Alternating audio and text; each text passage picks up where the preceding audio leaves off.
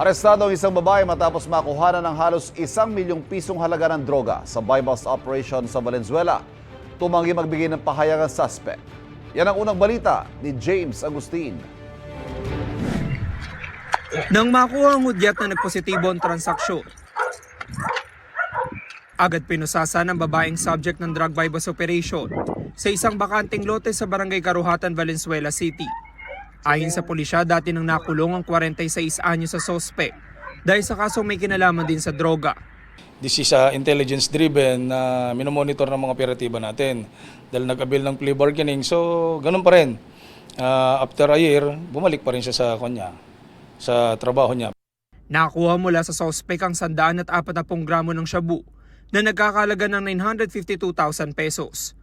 Ang ibang transaksyon pinapadaan daw online. Yung area of kanya talaga, yung transactions here, specifically Valenzuela.